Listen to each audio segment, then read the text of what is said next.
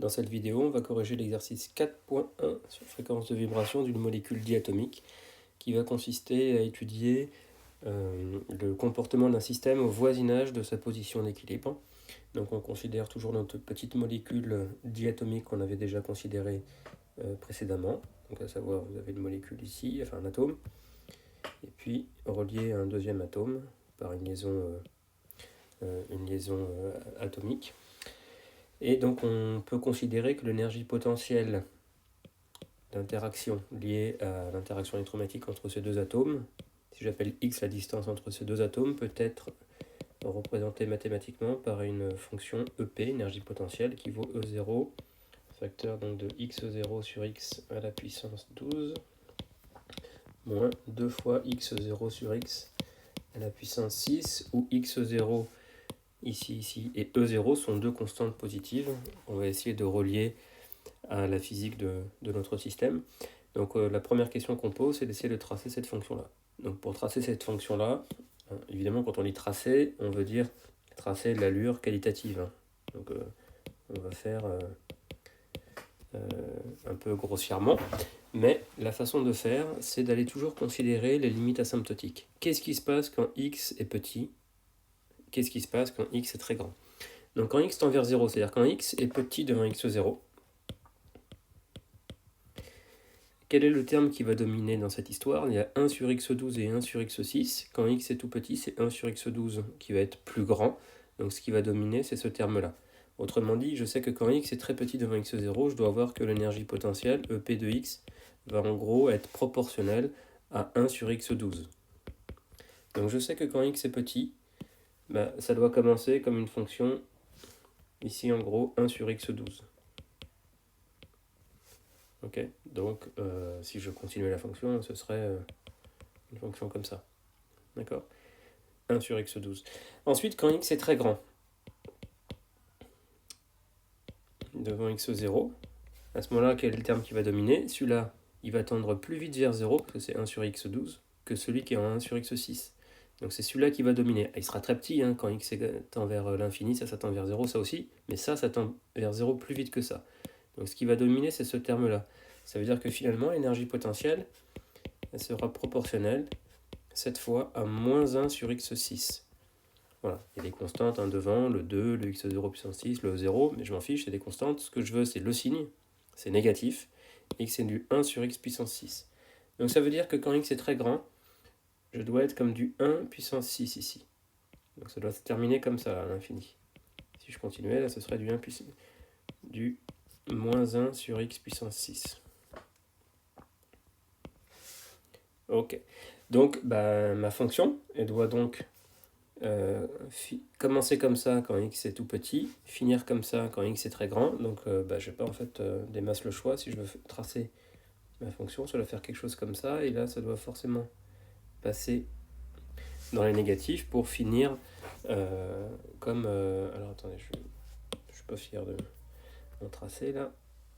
On va faire quelque chose comme ça.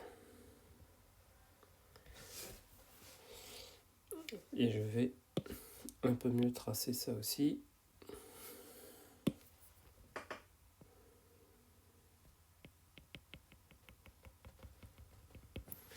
Voilà.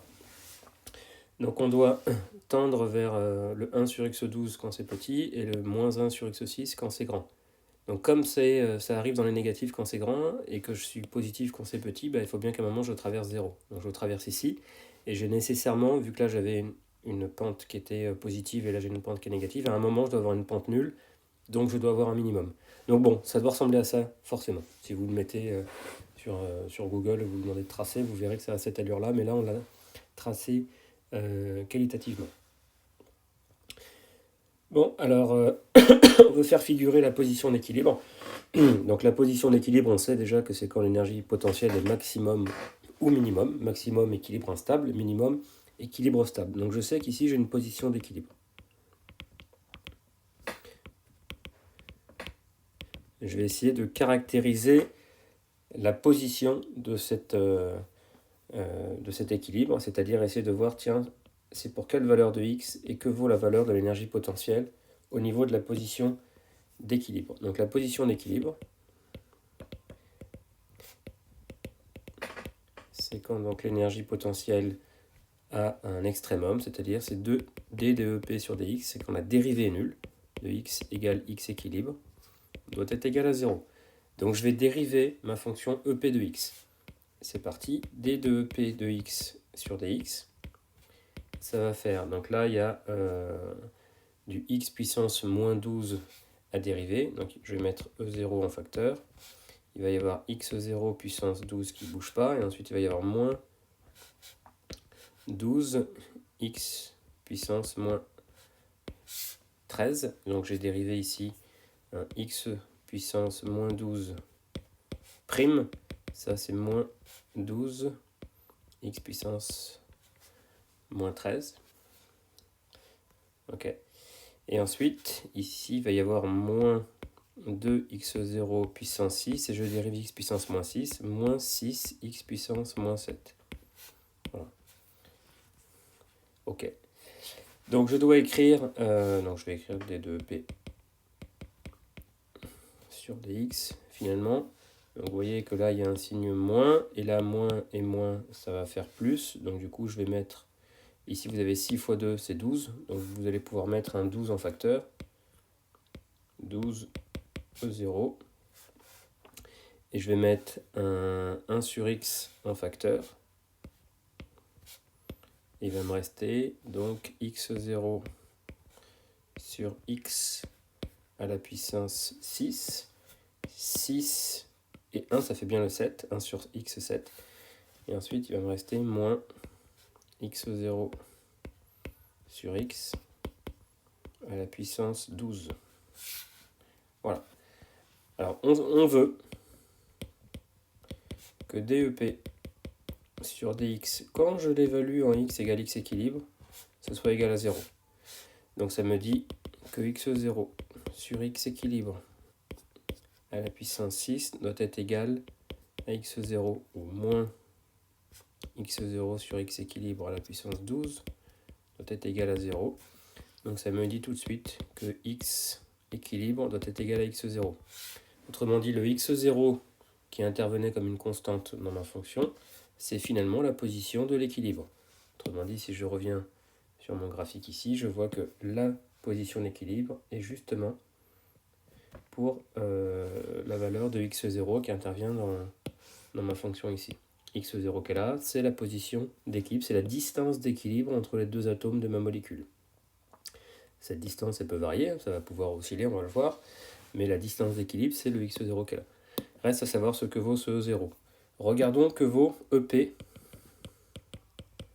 quand x est égal à x équilibre, c'est-à-dire en fait à x0. Bon bah ça, vous voyez que le x0 sur x ça va faire 1, x0 sur x équilibre ça va faire 1, donc 1 moins 2 moins 1, donc ça fait moins E0. Moins E0. Bon bah donc E0, qu'est-ce que c'est? C'est la valeur de l'énergie potentielle quand je suis au niveau de la position d'équilibre, c'est-à-dire c'est le minimum de l'énergie potentielle. Donc ça c'est moins E0. Voilà, ok. Donc là j'ai tracé ma fonction, repéré la position d'équilibre, calculé la valeur du x à l'équilibre et la valeur de l'énergie potentielle au niveau de la position d'équilibre. Voilà. On peut donc attaquer sereinement la question 2. Dans la question 2, qu'est-ce qu'on demande? On demande de montrer que si on est au voisinage de la position d'équilibre, c'est-à-dire x très proche de x0, alors on peut considérer que mon système, qui est relativement compliqué, c'est une interaction entre deux atomes électromagnétiques, peut se ramener finalement à un ressort effectif dont on demande de déterminer la constante de raideur équivalente ou effective. Donc là, on nous demande de faire un développement limité. Donc ce qu'on va dire, c'est qu'au voisinage de la position d'équilibre,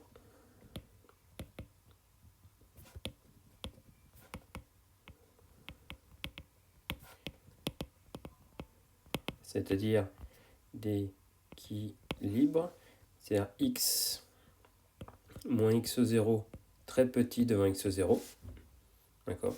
C'est-à-dire que là, sur ma courbe, si je reviens, je suppose que je me promène très proche de la position d'équilibre. Qu'est-ce que ça veut dire se promener très proche de la position d'équilibre? Ça veut dire en fait que vous avez communiqué à votre système une énergie mécanique qui est juste comme ça. D'accord ? Si vous communiquez une énergie mécanique trop importante, par exemple qui est là, bah là il va commencer à osciller beaucoup, le système. Vous vous rappelez qu'on oscille toujours entre un point qui est l'intersection de l'énergie potentielle avec l'énergie mécanique, et puis l'autre point qui est aussi l'intersection. Voire même si on donne une énergie mécanique positive, eh bien le système va se dissocier. Là on suppose qu'on a donné juste un petit peu d'énergie, et donc je vais osciller ici entre ces deux positions, mais très près de la position d'équilibre. Supposez que cette courbe ici, horizontale orange, elle est très très proche de la valeur de moins E0. Okay, auquel cas vous allez osciller toujours très proche. Ça c'est le cas de votre molécule. Quand vous ne tapez pas dessus, que vous ne lui apportez pas beaucoup d'énergie, bah, elle a un petit peu d'énergie thermique, donc KBT ici en hauteur, et ce qui fait qu'elle va osciller naturellement, elle va fluctuer. Okay. Donc comment est-ce qu'elle va osciller ? Est-ce qu'elle va osciller comme un oscillateur harmonique ou pas ? C'est ce qu'on va essayer de regarder. Donc on va faire un développement limité en disant que l'énergie potentielle, EP, en X, quand X est proche de X0, on va utiliser ce qu'on appelle un développement de Taylor que vous allez voir au second semestre.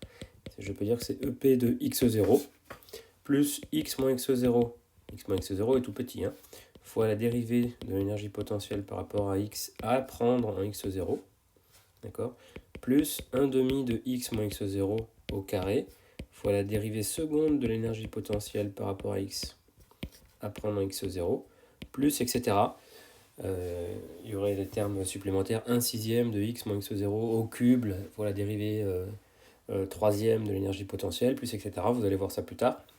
Et là, on va s'arrêter à cet ordre-là qui nous intéresse. Les ordres successifs sont de plus en plus petits, donc ça ne sert à rien de considérer le terme d'après s'il est plus petit. Pourquoi est-ce que du coup je ne me suis pas arrêté à cet ordre-là ? Tout simplement parce que ça, par définition, de la position d'équilibre, c'est égal à 0. Donc je ne peux pas m'arrêter là, sinon c'est 0. Il faut que je calcule le premier ordre non nul intéressant. Okay. Bon, et ça, c'est une constante ici, le premier terme, qui vaut donc moins E0. Je ne m'arrête pas à la constante, parce qu'une énergie potentielle constante, je n'ai pas capturé la physique. Une énergie potentielle constante, c'est comme si il n'y avait pas du tout d'énergie potentielle. Je vous rappelle que la seule chose qui va compter, c'est la variation d'énergie potentielle. C'est ça qui fait la dynamique d'un système. C'est la variation de l'énergie potentielle. Donc je suis bien obligé d'aller calculer le premier ordre non nul pertinent dans mon système, qui est celui-ci. Voilà. Donc l'énergie potentielle, EP de x, quand je suis au voisinage de x0, c'est environ égal à moins E0 plus 1 demi de x moins x0 fois d de EP sur dx2 à évaluer en x0. Voilà. Et ça, c'est censé me faire penser à quelque chose. Je vais écrire cette chose-là comme moins E0 plus 1 demi d'un certain k effectif fois x moins x0 au carré. D'accord ? Donc ça, c'est une constante qui ne participe pas à la physique, d'accord, sans rôle physique.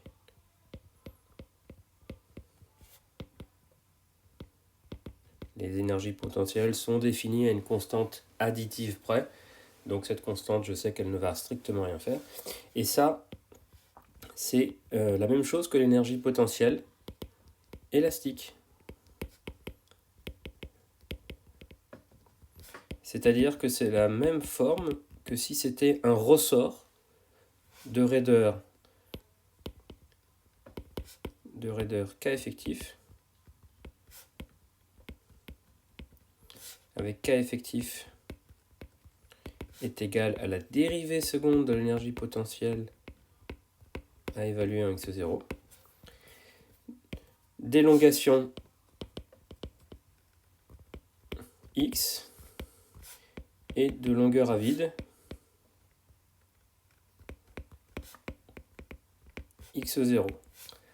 Autrement dit, c'est pour ça que votre molécule, là, finalement, souvent, vous allez la représenter en disant ah, bah, c'est comme si, finalement, il y avait un ressort qui les reliait. Dans la vraie vie, il n'y a pas un ressort qui relie les deux atomes. C'est une interaction électromagnétique avec des photons virtuels qui sont échangés. Mais, de façon effective, si vous considérez que ce qui se passe quand vous êtes au voisinage de la position d'équilibre, vous pouvez imaginer que vos deux atomes sont reliés par un ressort effectif qu'aurait une raideur effective Kf, qui est reliée à la dérivée seconde de l'énergie potentielle. Donc ce qui va compter, c'est la dérivée seconde, c'est-à-dire la courbure. Plus ça va être courbe, donc plus ici, ça va être creusé, donc plus la dérivée seconde va être importante, c'est-à-dire plus ça va être comme ça, par rapport à comme ça, plus le ressort aura une raideur importante. D'accord ? Donc on voit que la raideur du ressort effectif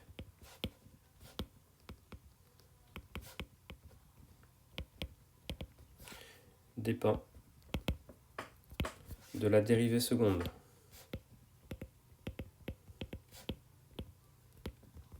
Donc de la courbure de EP. Hein, si je représente, ça vous fait un K effectif petit. Et ça vous fait un K effectif grand. La courbure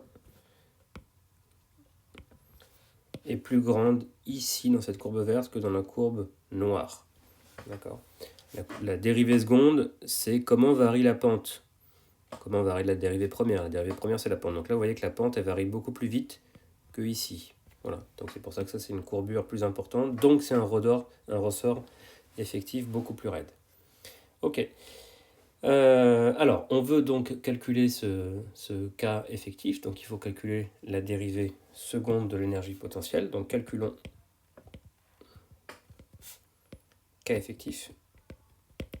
Dérivée seconde de l'énergie potentielle par rapport à x, tout ça évalué en x0. J'avais déjà calculé la dérivée première. Donc je vais repartir de cette formule de la dérivée première. Donc je vais faire ça, copier, coller. Ok. Donc de là, je vais pouvoir redériver. Alors, ce que je vais faire, c'est que là, je vais en fait modifier un petit peu. Là, je vais mettre x6 et là x7. Ok. x12 et x13. Et je vais enlever le x qui est là. Ok, j'ai ça. Donc je vais redériver une deuxième fois d2EP sur dx2. Donc ça va me faire 12e0. Et je repars pour dériver x puissance moins 7. Donc moins 7, x0 puissance 6, x puissance moins 8, moins 13, x0 puissance 12, x puissance moins 14. Voilà. Donc ça me fait 12 E0. Je vais mettre un 1 sur x carré ici. Et ensuite, je vais avoir 13 x0 sur x à la puissance 12 moins 7 x0 sur x à la puissance 6. Voilà. Je retrouve le 12 plus 2, ça fait le 14. X moins 14 avec moins et moins qui fait plus. Moins 7 ici. X puissance 6, x puissance 2, ça fait x puissance 8. Je retrouve moins x puissance moins 8. Voilà. Et je dois évaluer ça maintenant en x0. Ça fait donc 12 E0 sur x0 carré que multiplie ici 13 moins 7, c'est-à-dire 6. 6 fois 12, 72. 72 E0 sur x0 carré. J'ai quelque chose de positif, ça c'est normal, courbure vers le haut.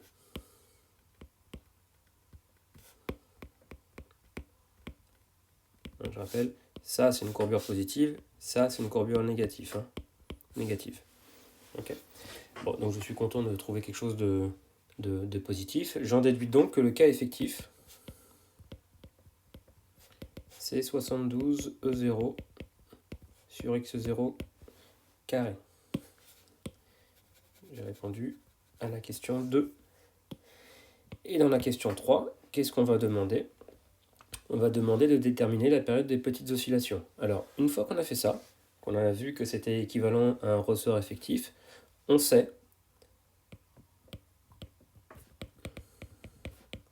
connaît l'équation du mouvement. Un ressort effectif à une constante additive près, je sais que l'équation différentielle du mouvement, ça va être x point point plus oméga 0 carré x est égal à 0, avec oméga 0 égale racine de k effectif sur m. Rappelez-vous de l'exercice de TD sur le ressort. Quand on a un ressort de raideur k, on va écrire que m x point point égale moins kx. On peut écrire du coup cette équation différentielle linéaire d'ordre 2 à coefficient constante avec un oméga 0 carré qui vaut k sur m. Donc le oméga 0 qui vaut racine de k sur m. Ici, c'est un k effectif. Voilà.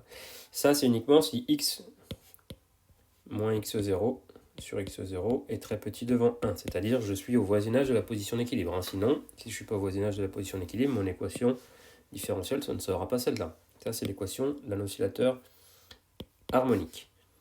OH, oscillateur harmonique. Je connais la solution de cette équation. Ici, c'est x de t, x de t. Solution,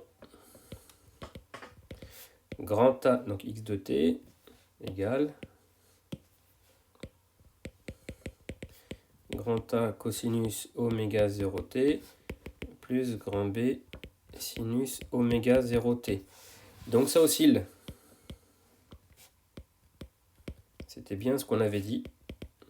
Ça oscille de façon sinusoïdale. Voilà. À la période, t égale 2pi sur oméga 0. Donc 2pi racine de m sur k effectif. Bon. Donc si on calcule plutôt le oméga 0 plutôt que la période, oméga 0 c'est donc racine de k effectif sur m, mais k effectif c'était 72 E0 sur x0 carré, donc il va rester sur m x0 carré. J'ai trouvé donc la pulsation, et donc la période c'est 2pi sur cette pulsation, du mouvement oscillant. Donc si je mets comme ordre de grandeur pour E0, on va prendre un Rydberg. Vous vous rappelez, le Rydberg, c'est-à-dire quelques électronvolts, 10 électronvolts. C'était les énergies typiques qui intervenaient dans la physique atomique, qu'on avait estimé, rappelez-vous, avec l'analyse dimensionnelle dans le premier TD. Si je prends x0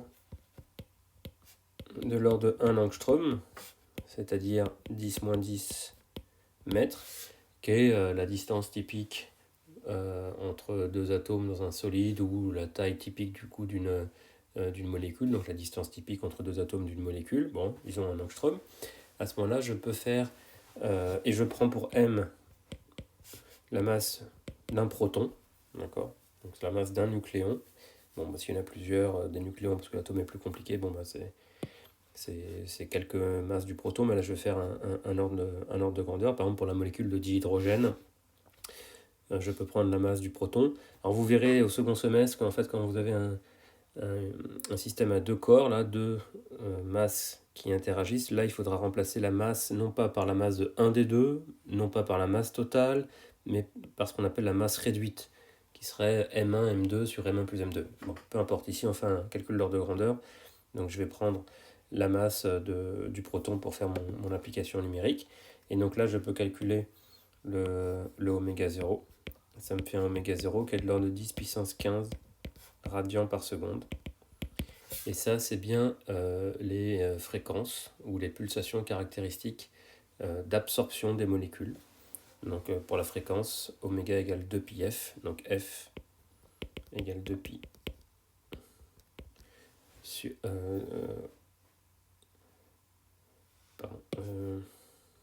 oméga 0 sur 2pi.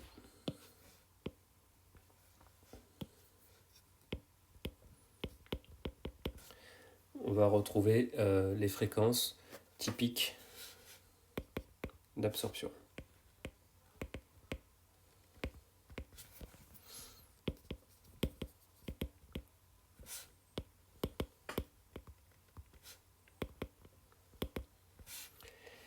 Des molécules.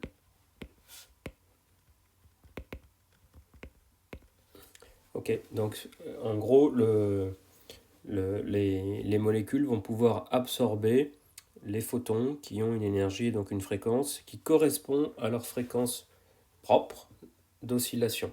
Voilà, c'est ce qu'on appelle des effets résonants. Raison pour laquelle ça va absorber à ces fréquences caractéristiques. Voilà pour cet exercice.